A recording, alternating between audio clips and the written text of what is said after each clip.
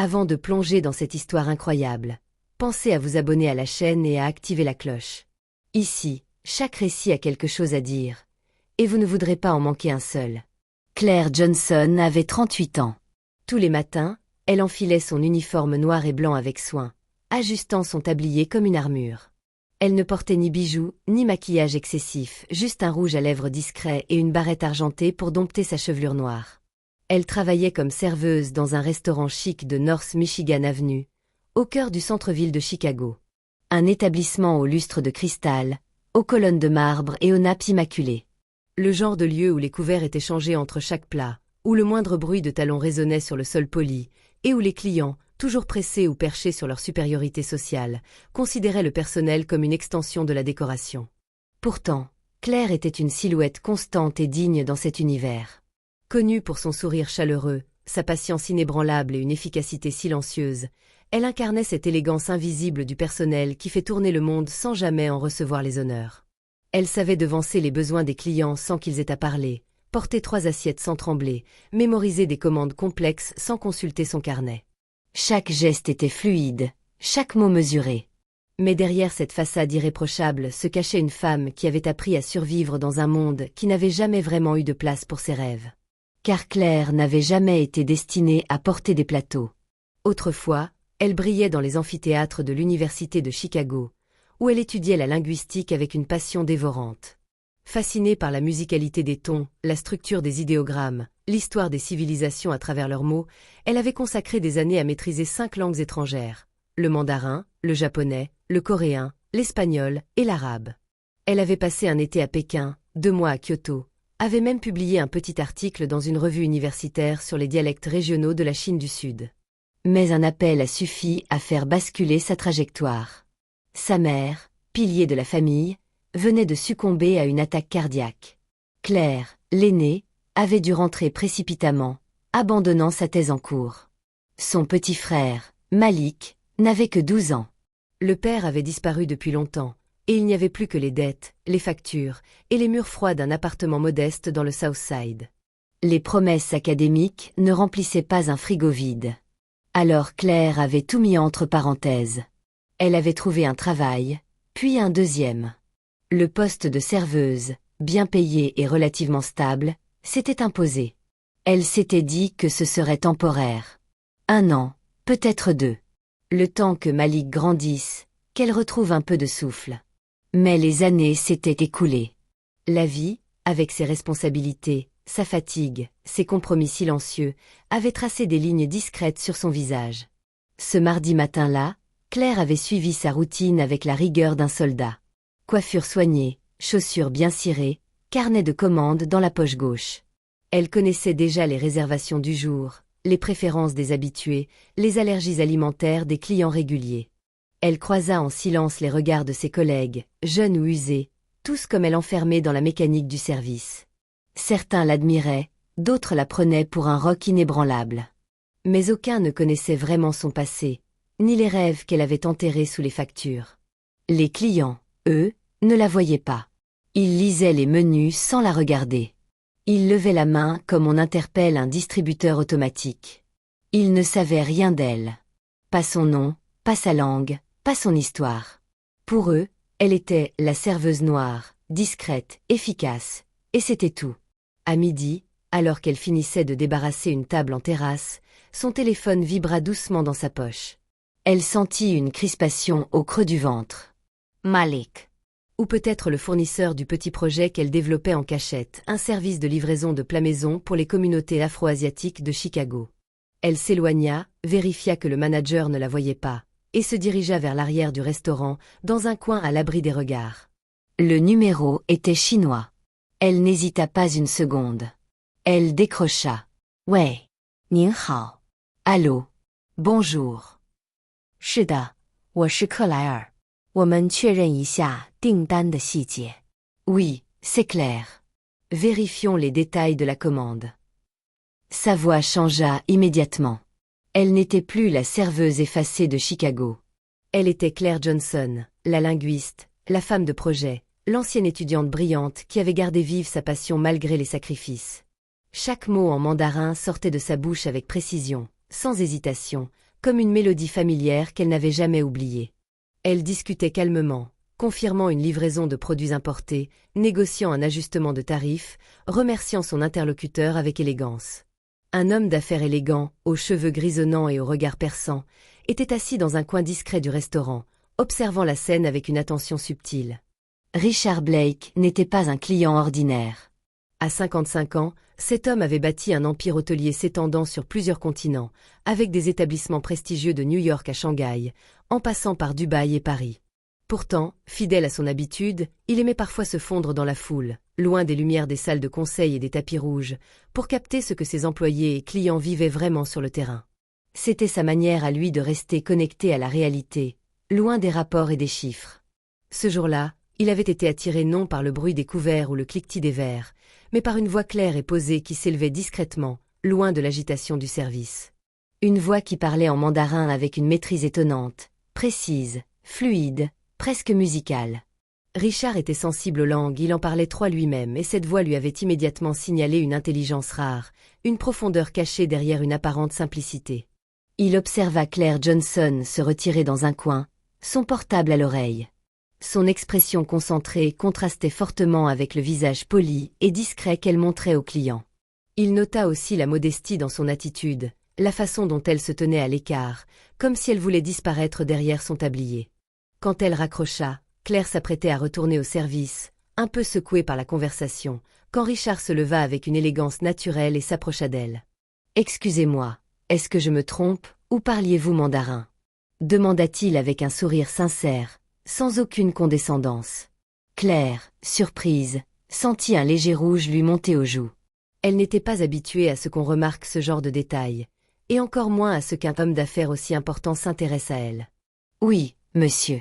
J'ai étudié la linguistique à l'université de Chicago, puis j'ai passé une année à Pékin pour approfondir ma maîtrise.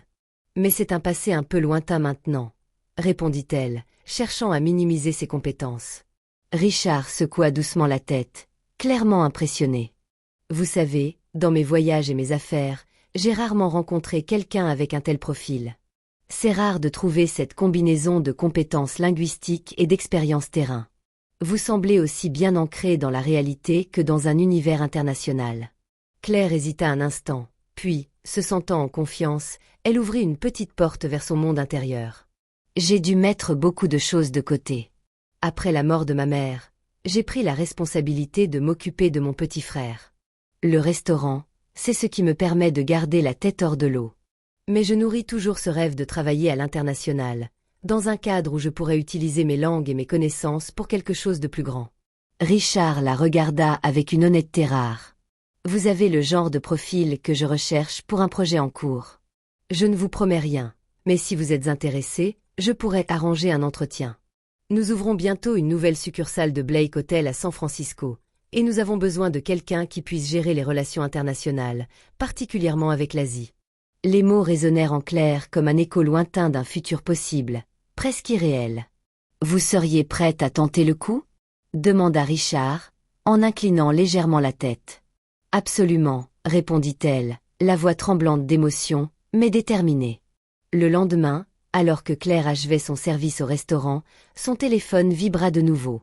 Cette fois, le numéro affiché était un numéro professionnel, inconnu mais officiel. Le cœur battant, elle décrocha. « Bonjour, ici Jessica Collins, assistante personnelle de Monsieur Richard Blake », expliqua une voix claire et posée. « Monsieur Blake a été très impressionné par votre profil et souhaite vous inviter à un entretien pour un poste clé dans sa nouvelle succursale à San Francisco. » Le souffle coupé, Claire resta un instant silencieuse, comme si elle craignait de rêver. Le poste est celui de coordinatrice des relations internationales. Vous seriez responsable des partenariats en Asie, notamment en Chine, au Japon et en Corée. C'est exactement dans le domaine où vous avez une expérience solide, ajouta Jessica. Claire n'en revenait pas. En moins de 24 heures, sa vie, qui jusque-là semblait figée dans une routine éprouvante, venait de prendre un tournant inattendu, presque irréel. Les jours qui suivirent furent un tourbillon. Lors de l'entretien, elle fit forte impression. Sa maîtrise des langues, son expérience universitaire, mais aussi cette capacité à comprendre les nuances culturelles, à anticiper les attentes de partenaires étrangers, séduisirent immédiatement les recruteurs. Claire expliqua avec sincérité son parcours, ses sacrifices, et son ambition de reprendre enfin sa vraie vie en main. À la fin de l'entretien, elle reçut une réponse aussi rapide qu'inattendue. Elle était embauchée. Le poste était à San Francisco, ville dynamique, cosmopolite, loin de Chicago, loin de ses souvenirs. Le déménagement fut un choc. Nouveau quartier, nouveau visage, une vie qui semblait parfois à 1000 lieues de celle qu'elle avait connue. Mais ce choc fut aussi une renaissance. Entourée d'une équipe jeune et ambitieuse, Claire retrouva peu à peu confiance en elle. Chaque réunion, chaque appel international, chaque projet conclu renforçait ce sentiment d'appartenance à un monde qu'elle avait toujours rêvé de fréquenter. Pourtant, la route ne fut pas sans embûches. Ses collègues, souvent issus de milieux privilégiés, l'observaient parfois avec méfiance. Comment une ancienne serveuse pouvait-elle prétendre jouer un rôle aussi important dans cette multinationale? Quelques regards furtifs, des remarques voilées sur son parcours atypique, des micro-agressions subtiles, parfois des silences gênés lors des déjeuners d'équipe, lui rappelaient qu'elle devait encore prouver sa valeur, non pas une fois, mais sans cesse. Mais Claire gardait la tête haute. Elle transformait chaque obstacle en moteur, chaque critique en détermination. Sa patience, sa rigueur et son professionnalisme devinrent rapidement une référence. Lentement, le respect s'installa, mais surtout, elle ne perdit jamais de vue d'où elle venait. Souvent, tard le soir, seule dans son appartement avec la vue sur la baie de San Francisco, Claire repensait à ces longues années où elle avait sacrifié ses rêves pour sa famille. Ces nuits blanches à jongler entre les quarts de travail, les factures à payer, les espoirs mis de côté. Elle se remémorait le visage de son petit frère, la tendresse de sa mère disparue, et la force qu'il lui avait fallu pour ne pas flancher. Mais aujourd'hui, chaque nouveau défi, chaque réussite lui confirmait qu'elle avait fait le bon choix. Ce poste n'était pas simplement un travail. C'était la revanche douce et méritée d'une vie recommencée, une déclaration silencieuse mais puissante. Malgré les épreuves, elle avait trouvé sa voie. 1 an plus tard, Claire Johnson se tenait au cœur d'une salle de conférence lumineuse et imposante à Shanghai. Autour d'elle, des visages venus du monde entier échangeaient en plusieurs langues, signe de la portée internationale de l'événement. Blake Hotel avait choisi cette grande conférence pour officialiser ses ambitions sur le marché asiatique, et Claire, désormais visage incontournable de la société dans cette région, portait cette mission avec fierté. Depuis son arrivée dans l'entreprise, elle avait travaillé sans relâche, apprenant à conjuguer diplomatie, finesse culturelle et stratégie commerciale. Ce jour-là, elle était sur le point de négocier avec les représentants d'un des plus grands groupes hôteliers chinois, un partenariat stratégique qui ouvrirait des portes majeures à Blake Hotel dans toute la région Asie-Pacifique. Claire se rappela les longues nuits à préparer ses dossiers, à maîtriser les subtilités des coutumes locales, à adapter les propositions commerciales pour qu'elles soient à la fois respectueuses des traditions et ambitieuses dans leur portée. Elle s'était imposée une rigueur quasi militaire, mais aussi une écoute active, convaincue que le succès venait autant des mots que des silences et des gestes. À la table de négociation, sa voix claire et posée, teintée d'un accent qui n'était plus un handicap mais un atout, guida les discussions. Elle sut trouver l'équilibre entre fermeté et ouverture, démontrant une compréhension fine des enjeux culturels et économiques. Quand le contrat fut enfin signé, ce fut un moment de triomphe personnel, mais aussi de reconnaissance professionnelle intense. Richard Blake, présent mais discret en arrière-plan, observait avec un sourire satisfait. Il connaissait le parcours de Claire, ses doutes, ses sacrifices, et il voyait désormais en elle bien plus qu'une simple employée, une leader née. Lors d'un moment plus intime, quelques jours plus tard, il lui fit une proposition inattendue. « Claire, dit-il en la regardant droit dans les yeux, nous voulons que vous deveniez directrice des opérations pour toute la région Asie-Pacifique. C'est un rôle de grande responsabilité, mais je ne doute pas que vous êtes prête. » Le poids de la proposition écrasa un instant Claire. Ce poste représentait une reconnaissance immense, mais aussi un défi colossal. Avant de répondre, elle fit quelque chose qui lui tenait profondément à cœur. Elle retourna à Chicago, dans son quartier d'enfance. Là-bas, elle retrouva son frère Marcus, avec qui elle avait partagé tant d'épreuves, et toute sa famille, réunis dans leur petit appartement chaleureux, loin du luxe et de la vitesse de San Francisco. Ce retour fut chargé d'émotions. Marcus, désormais étudiant en droit, lui confia à quel point sa réussite lui avait donné espoir. Le quartier aussi semblait changer, mais la pauvreté et les difficultés restaient présentes. Claire organisa une conférence dans la salle communautaire locale, devant des jeunes au regard parfois incrédules, souvent méfiants face aux promesses de réussite. Avec une voix ferme et sincère, Elle leur parla de ces années de galère, de la mort de leur mère, des sacrifices quotidiens, mais surtout de la puissance de la persévérance. Peu importe d'où vous venez, dit-elle, peu importe les obstacles que la vie vous mettra sur le chemin. Si vous avez un rêve, ne le laissez jamais s'éteindre. Apprenez, travaillez dur, gardez la tête haute. Tout est possible. Ce jour-là, Claire ne fut pas seulement une ancienne serveuse devenue cadre. Elle devint un symbole vivant d'espoir, une lumière pour ceux qui, comme elle, avaient longtemps cru que leurs origines étaient un frein. De retour à San Francisco, elle accepta la proposition de Richard. Elle était prête à prendre les rênes, à montrer que la force intérieure qu'elle avait toujours portée, même dans l'ombre, pouvait transformer sa vie et celle de beaucoup d'autres. Claire Johnson, la femme modeste, discrète, devenue une puissante dirigeante internationale, avait prouvé que le changement ne venait pas d'un coup de chance, mais d'une détermination inébranlable, d'une confiance en soi forgée dans l'adversité.